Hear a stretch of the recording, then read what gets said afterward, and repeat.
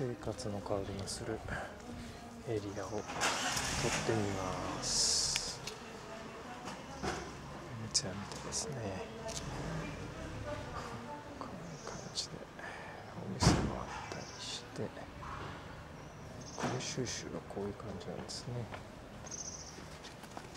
で、ここからぐわーっと坂が続きます。ちょっと登ってみましょう。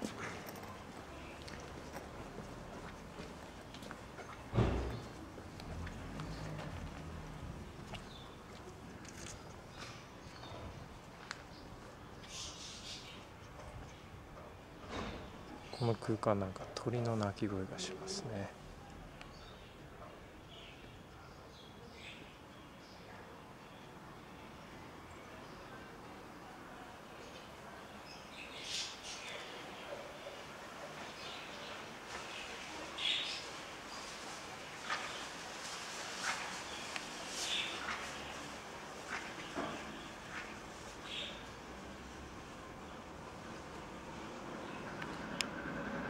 さらに登ってみましょう。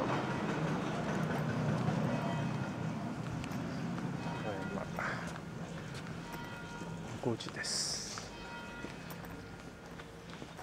この辺りは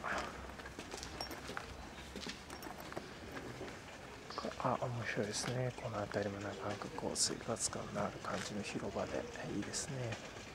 ちょうど印刷博物館の辺りですね。下のバスターミナルと上の街をちょうどこう裏道でつなぐような感じの場所ですかね。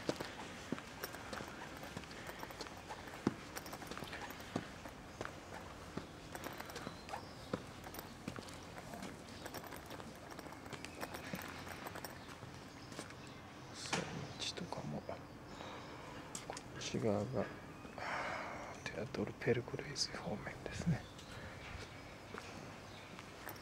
なんかこう木があって気持ちがいいですね。